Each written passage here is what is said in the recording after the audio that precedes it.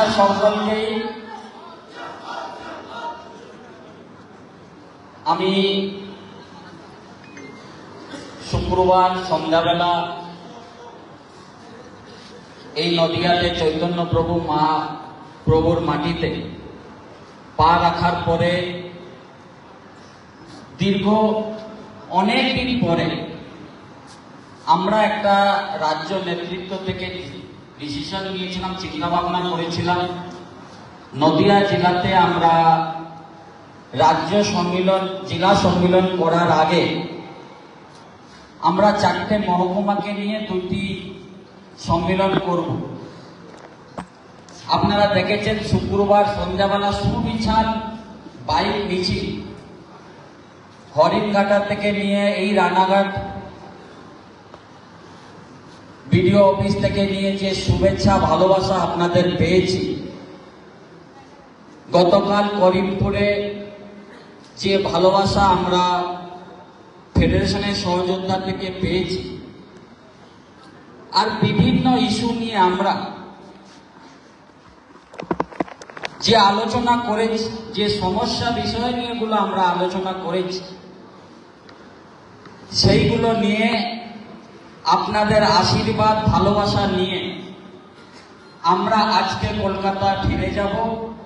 আর কাল থেকে সেই সমস্যা সমাধান করে আবার যখন কৃষ্ণনগরে পা রাখবো আমরা জেলা সম্মেলনে, তা 80 থেকে 90% সমস্যার সমাধান করার কাজ করব।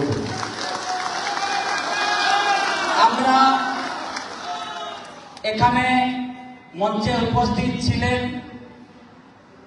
মন্ত্রী উজ্জ্বল বিশ্বাস মহাশয়, উপস্থিত ছিলেন বিধায়ক মুকুটমণি অধিকারী মহাশয়, উপস্থিত ছিলেন ব্রজকিশোর গোস্বামী মহাশয়। সকলকে ধন্যবাদ জানাই। এখন উপস্থিত আছেন আমাদের সরকারি কর্মচারী 5 বারের বিধায়ক পুণ্ডরীকাক্ষ সাহা মহাশয়, উপস্থিত আছেন নদিয়া জেলা উত্তরের বিধায়ক। আমার খুব ব্যক্তিগত সম্পর্ক, সবসময় আমাদের আলোচনা হয় ফেডারেশন নিয়ে, দেবাশিস দা। উপস্থিত আছে আমার বোন জয়া দত্ত, ছাত্র পরিষদের চেয়ারম্যান, সুবক্তা, জ্বালানো বক্তব্য রাখে, আর আমার সঙ্গে দীর্ঘদিন ধরে সম্পর্ক। আমি আসার পরে ওর বক্তব্যের মধ্যে শুনলাম যে আমি আসার পরে ফেডারেশনের নাম শোনা যাচ্ছে। একটা কথা ছিল, 2011 জগদ্দল পাথরকে সরিয়ে মমতা বন্দ্যোপাধ্যায় নেতৃত্বে মা মাটি মানুষ সরকার গঠন হয়েছে। দল কিন্তু আজকে সিপিএম এর বিরুদ্ধে লড়াই করে, সিপিএম কিন্তু আজকে 0 থেকে মহাশূন্য। কিন্তু আমরা যারা জাতীয়তাবাদী সরকারি কর্মচারী, যারা মমতা বন্দ্যোপাধ্যায়কে দেখে সংগঠনটা অফিসে অফিসে করছিলেন, আমাদের খামতি কোথায় হলো 2011 পরে আমরা জায়গা পাওয়ার জন্য নিজেদের মধ্যে লড়াই শুরু করেছি। এখানে আমাদের খামতি ছিল। আমার বেশি দিন অভিজ্ঞতা ছিল না। আমি যখন আমার সংগঠনে আসা 2018 অক্টোবর মাসে আমরা দল করতাম। আপনারা সকলেই জানেন, আমি গতকাল বলেছি আমি ম্যাডামের অ্যাটেন্ডেন্ট হয়ে জয়েন করেছি। 1 বছর কমপ্লিট হওয়ার পরে গ্রুপ ডিতে জয়েন করেছি, তারপরে 3 বছরের পরে কনফার্মেশন, তারপরে এলডি, এখন অপর ডিভিশন অ্যাসিস্ট্যান্ট হিসাবে নবান্নতে কর্মরত। আমি যখন সংগঠনটা দেখছি যে কি বিভিন্ন রকমের লবি, এই লবির মধ্যে 3টে কনভেনার, 16টা কোর কমিটির সদস্য, যে যেরকম পারেছে লবি করেছে, তার যেখানে শক্তি সেখানে তার অনুগামী তৈরি করেছে। কিন্তু আমরা যখন দায়িত্ব এলাম, প্রথমে সচিবালয় শাখার দায়িত্ব। সচিবালয় শাখাটা কি আপনারা জেনে রাখুন, যেহেতু আপনারা জেলায় আছেন, সচিবালয় শাখা আছে ডিপার্টমেন্ট, কলকাতা ওরিয়েন্টেড, সল্টলেক, কলকাতা জোনে যে ডিপার্টমেন্টগুলো আছে সেই ডিপার্টমেন্টের আমাকে দায়িত্ব দেওয়া হলো। এই দায়িত্ব নিয়ে, এই ভাগ নিয়ে আমাদের কাজ শুরু। নবেন্দু দাস স্টিয়ারিং কমিটির সদস্য, উনি ছিলেন প্রেসিডেন্ট, আমাকে জেনারেল সেক্রেটারি করে দায়িত্ব দেওয়া হয়েছে। আমরা কাজ করতে করতে দেখলাম যে কি শুধু সচিবালয় শাখা ধরে বসে থাকলে হবে না, আমাদেরকে জেলায় নামতে হবে, জেলায় জেলায় কাজ করতে হবে। ঠিক 2020 ডিসেম্বরে দায়িত্ব পাওয়ার পরে 2021-এ যে বিধানসভা ভোট, এই ভোটে সকলেই ভেবেছিল এই বাচ্চা ছেলেটাকে সামনে এগিয়ে দাও, সামনে তো 2021, এইবার আর তৃণমূল সরকার আসবে না। আমরা কিন্তু সেই দিনকে, আমার এখনো মনে আছে, 2021-এ 16ই এপ্রিল আমরা একটা মিটিং ডেকেছিলাম সচিবালয় শাখার কিছু নেতৃত্বদেরকে নিয়ে। 250টা সিট ছিল, সকলকে একবার না কতবার আমি নিজে ফোন করেছি আমি জানি না। কতজন উপস্থিত ছিল জানেন? মাত্র 60 জন, 60। 250 আমি সব কমিটি করে দিয়েছিলাম, মেম্বার সংখ্যা 3000 হয়ে গেছে, মাত্র 60 জন উপস্থিত ছিল। আমি নেতৃত্বদেরকে ডেকেছিলাম। সেই দিনকে আমরা বলেছিলাম আজকে হয়তো এই ঘর ফাঁকা, আজকে হয়তো এই জায়গায় আমরা লোককে ফোন করেছি, অনেক রকমের হুজুয়াতি দিয়ে ফেডারেশনের যারা মেম্বার কিংবা সহযোদ্ধারা আসেনি, কিন্তু 2021-এর পরে ওই ঘরে, এই ঘরে আমরা জায়গা দিতে পারবো না। তাই প্রমাণ করে আমরা দেখিয়েছি।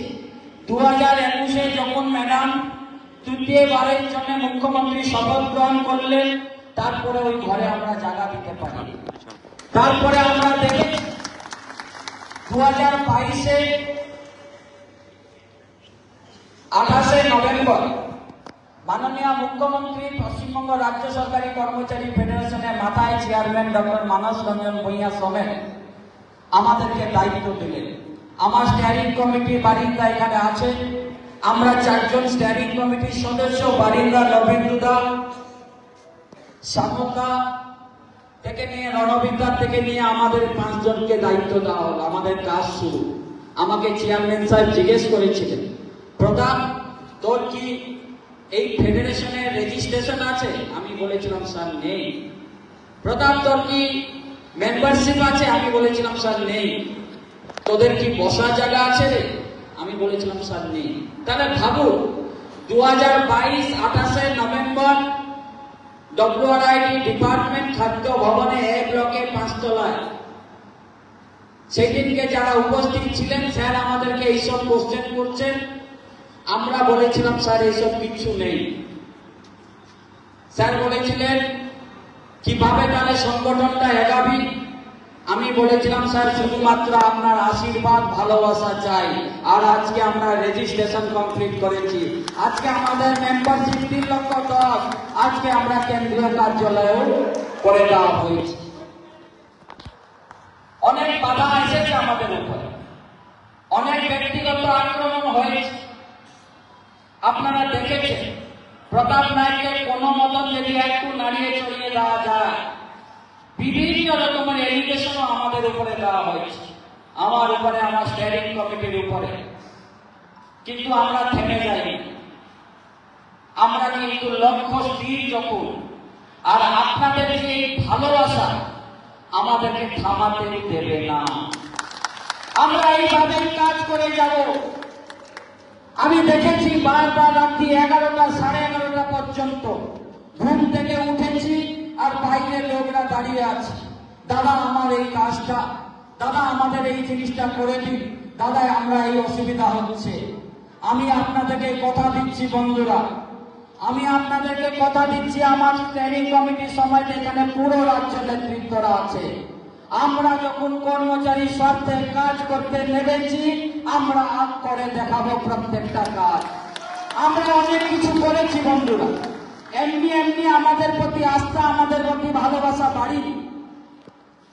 আমাদের প্রত্যেকটা ক্ষেত্রে বিগত দিনে কি ছিল, যারা কাজ করছিলেন, যারা নেতৃত্ব ছিলেন, তারা ব্যক্তি স্বার্থে কাজ করতে।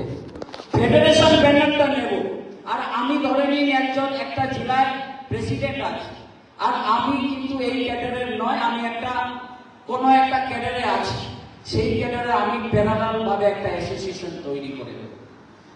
সেই অ্যাসোসিয়েশনের মধ্যে কি ছিল, তারা ফেডারেশন ব্যানারটা নিয়েছিল, কিন্তু ফেডারেশনের রেজিস্ট্রেশনের কথা কোনোদিন ভাবিনি, কিন্তু তাদের অ্যাসোসিয়েশনে রেজিস্ট্রেশন করে দিয়েছে।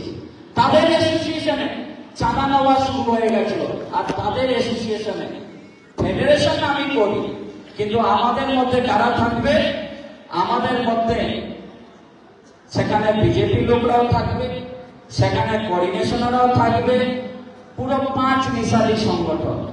এদের উপরেই প্রথমে আমরা আঘাত করেছি। আপনারা দেখেছেন, আমার মনে আছে, এরা অ্যাসোসিয়েশন করত, কোনো জেলার প্রেসিডেন্ট, কেউ আবার কোর কমিটির সদস্য, ম্যাডামের ব্যানার পর্যন্ত তাদের সম্মিলনে লাগানো যেত না। ভাবুন, ফেডারেশন আমি করব, মাথা উঁচু করে করব, আমরা সংগঠনটা কাকে দেখে করি? আমাদের নেত্রী মমতা বন্দ্যোপাধ্যায়, আমাদের নেতা অভিষেক বন্দ্যোপাধ্যায়কে দেখে, তাদের ফটো পর্যন্ত তারা ব্যানারে রাখতো না। আমরা এই কালচার গুলো ভেঙে দিয়েছি, যার জন্যই তো এই আঘাত, যার জন্যই তো এই জ্বালা, শুধু চলছে আর নদী রুচির মতন ফেটে ফুলছে। আমাকে বলা হয়, দেখেছেন আপনারা ইউটিউবে একজন সাংবাদিকরা, উনি আমাকে চেনেন না, জানেন না, একটা চিঠি দিয়ে দেওয়া হয়েছে, সেই চিঠি পর্যন্ত কারা দিয়েছে তারা জানে, আমরা সেটাও জানি। সেটাকে পড়ে পড়ে বলা হচ্ছে, প্রতাপ নায়ক একদম নিচু দিয়েই উঠেছে, পুরো ফুটপাথ থেকে উঠে এসেছে। আমি কোনোদিন আমার 14 পুরুষকেও কোনোদিন রাজনীতি করিনি বন্ধুরা, আমাকে পরিস্থিতি এই জায়গায় এনে দাঁড় করিয়েছে। হয়তো ঈশ্বরের এইটাই আশীর্বাদ ছিল, এইটাই ইচ্ছা ছিল, যে কি জেলায় জেলায় ঘুরে এই যে একত্রিত করা। এখানে পারমিতা বসে আছে, আমরা যখন নর্থ 24 পরগনা, বাপ রে বাপ কত লবি, সেই কালেক্টরের একটা লবি, শাখা সংগঠন একটা লবি, যারাকে যাকে দায়িত্ব দিচ্ছে তার কেন্দ্র নিয়ে একটা লবি, বিভিন্ন রকমের লবি। পারমিতাকে একদিন আমার কাছে একজন নিয়ে এলো, বললো দাদা তুমি এর উপরে ভরসা রাখতে বলো। আমি পারমিতাকে যখন জিজ্ঞেস করলাম তুমি পারবো তো, পারবে এই খেলাটা চালাতে? বলে দাদা আমি কিছুই জানি না, আমি পারবো তুমি বলছো। আমার কোথাও না কোথাও বিশ্বাস আছে, এই জেলাকে প্রত্যেকটা জেলায় যেরকম এক সুন্দর মধ্যে গেঁথে দিয়ে একটা মালা করে দেওয়া হয়, আমরা ফেডারেশন করতাম, কিন্তু আমাদের গোছানো ছিল না।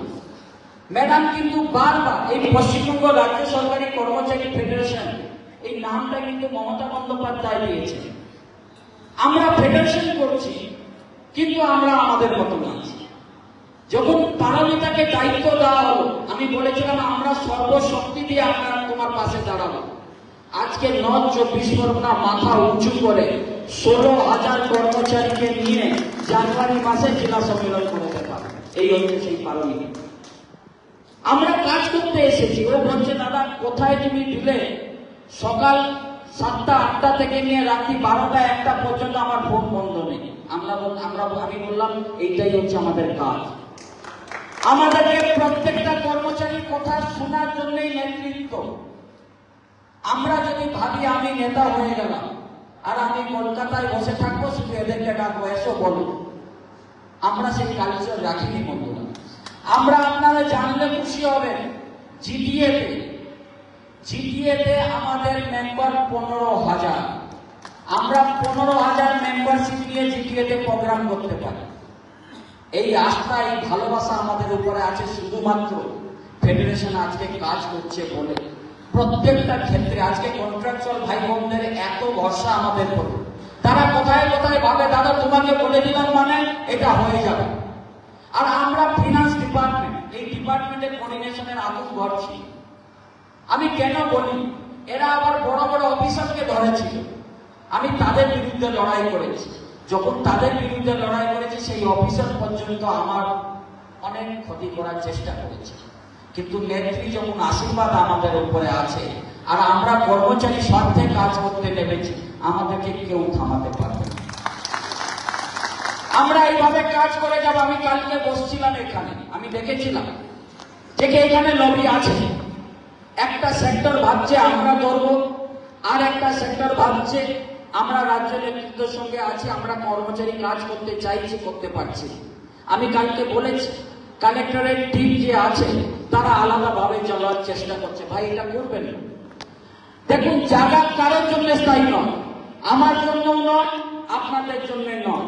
দল যাকে দায়িত্ব দেবে তাকে মান্যতা দিয়ে আমাদেরকে কাজ করতে হবে। যদি সে কিছু ভুল করছে, বলার জায়গা প্রত্যেক ক্ষেত্রে আমরা জায়গা খুলে রেখেছি। এই নয় জেলার বাইরে আমরা রাজ্যে কাউকে জানাতে পারবো না। আমি প্রত্যেক জায়গায় গিয়ে বলি, যদি আমার স্ট্যান্ডিং কমিটি কিছু ভুল করছে তাহলে আমাকে জানান, তো আমি যদি কিছু ভুল করছি আমার স্ট্যান্ডিং কমিটিকে জানান।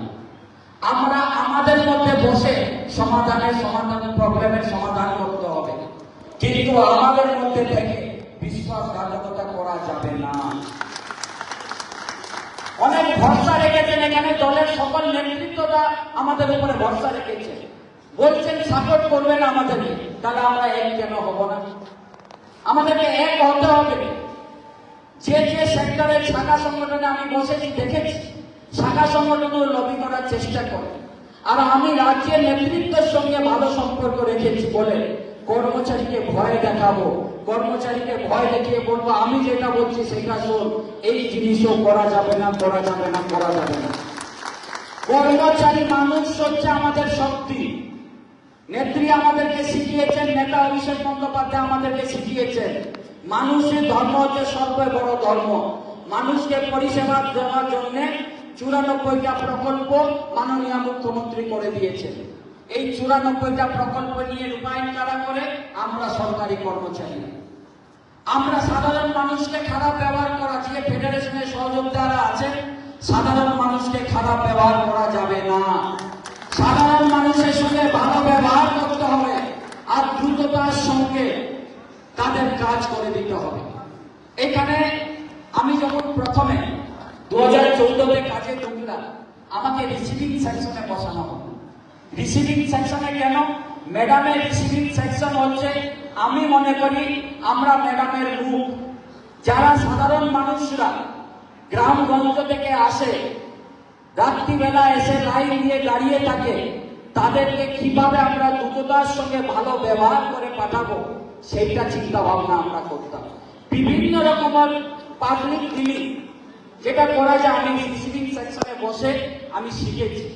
সাধারণ মানুষকে যদি ভালো ব্যবহার করা যায়, একজন ফেডারেশনের সহযোদ্ধা হিসাবে, মমতা বন্দ্যোপাধ্যায় সৈনিক হিসাবে, অভিষেক বন্দ্যোপাধ্যায় সৈনিক হিসাবে সাধারণ মানুষকে যখন দ্রুত পরিষেবা দেবেন, হাসি মুখে তাদের ব্যবহার করবেন, সেই লোকটি গিয়ে পাড়ায় বলবে, হ্যাঁ ফেডারেশনের সহযোদ্ধারা ছিল, তারা আমাদের সঙ্গে ভালো ব্যবহার করেছে, আমার কাজটা করে দিয়েছে, তারা মমতা বন্দ্যোপাধ্যায়ের উপরে আশীর্বাদ করবেন। লড়াই খুব কঠিন বন্ধুরা, আপনারা শুধু ভাববেন না প্রধান একটা টিম আছে আমাদের সবকিছু করে দেবে, আমরা আমাদের মতন চলে যাব না। আমরা সরকারি কর্মচারীরা অনেক ক্ষেত্রে দেখছে আমাদের ম্যাডাম থেকে কখনো বলিনি দিয়ে দেব না। হ্যাঁ, আমাদের ডিএ নিয়ে একটু সমস্যা রয়েছে। ডিএর বাইরে আপনি ভাবুন তো, মমতা বন্দ্যোপাধ্যায় সরকার 2021 থেকে নিয়ে 2025 পর্যন্ত সরকারি কর্মচারীদের জন্য কি করেছে। আমাদের একটা খতিয়ান করে আমি সকলের মোবাইলে পাঠিয়েছি, গ্রুপে পাঠিয়েছি, আর বলেছি এই 2011 থেকে নিয়ে 2025 পর্যন্ত আমাদের সরকারি কর্মচারীদের জন্য, কন্ট্রাকচুয়াল ভাই বোনদের জন্য কি কি করেছি আমরা তা নিয়ে টেবিলে দেব। আমরা অনেক কাজ করা হয়েছে। আমাদের রাজ্যে তো পেনশন বন্ধ হয়ে গেছে, এই রাজ্যে তো মমতা বন্দ্যোপাধ্যায় সরকার পেনশন চালু রেখেছে। আজকে হেলথ স্কিমের কথা বলি, আমার মা ক্যান্সার পেশেন্ট, এক একটা ওষুধের দাম মাসের খরচা হচ্ছে 1,14,000। বিলিভ করুন, এই 1,14,000 টাকা মমতা বন্দ্যোপাধ্যায় সরকার দেয়। আমি তার জন্য আমার মা ট্রিটমেন্ট করতে পারছি। আপনারা এগুলো প্রচার করবেন না? প্রচার করতে হবে আমাদের। সরকারি কর্মচারী ফেডারেশনের মেম্বারশিপ নিয়ে নিলাম, আর ভোটটা গিয়ে আলাদা কোথায় দেবো তার উপরেও আমাদের কিন্তু নজর থাকবে বন্ধুরা। আপনি যদি ফেডারেশনের সহযোগিতা আর এই জেলায় যদি আমার 12,000 মেম্বারশিপ থাকে, তাহলে 12,000 ইন্টু 3, 36,000 ভোট যাতে মা মাটি মানুষ সরকারের ঘরে পড়ে, সেটাও আমাদেরকে সুনিশ্চিত করতে হবে। আমি খেটে যাব, আমার টিম আপনাদের জন্য খেটে যাবে। কার সাহায্যে? মমতা বন্দ্যোপাধ্যায় সরকারের সাহায্যে। তাহলে আমরা ভোট কেন দেবো না? আমি এইখানে নিজের ট্রান্সফার পোস্টিং এর জন্য ফেডারেশনটা করব, আর পাড়ায় গিয়ে দলের থেকে এড়িয়ে যাব, এটাও করা যাবে না বন্ধুরা। এটা আমরা করছি, আর আমি এটাও করে দিয়ে যাচ্ছি, যদি কোন রকমের কোনো আঘাত আপনাদের উপরে আসে, সিঙ্গেল ওয়ান ফেডারেশনের কর্মচারীর প্রতি আঘাত কিছু অন্যায় ভাবে আসে, 3,10,000 মেম্বারশিপের শক্তি নিয়ে আপনার পাশে দাঁড়িয়ে লড়াই করতে ফেডারেশন। ভরসা রাখুন বন্ধুরা। আর আমি তো বলি, মাথা উঁচু করে সংগঠন করুন। আরে নেত্রীর নাম মমতা বন্দ্যোপাধ্যায়, নেতার নাম অভিষেক বন্দ্যোপাধ্যায়, ভয় পাওয়ার কোন কারণ নেই। অনেক কারোর সঙ্গে লড়াই করতে হয়, আমাদের লড়াই করতে ভাবুন তো, বিশেষ করে আমার লড়াই। এরা প্রধান নায়ককে সরানোর জন্য সব রকম চক্রান্ত করেছে। এই চক্রান্তের মূল যারা আছে, কোথাও না কোথাও তারা একদিন ফেডারেশন করত। আর যদি ফেডারেশনকে ভালোবাসতেন ওনারা, তাহলে আজকে মাথা নিচু করে ফেডারেশনের ঝান্ডা নিয়ে ফেডারেশনের মিছিলে থাকতেন। এরা তো কোনোদিন ফেডারেশন করতেই আসেনি। এরা শুধুমাত্র নিজের অহংকার, নিজের ব্যক্তিত্ব, ব্যক্তি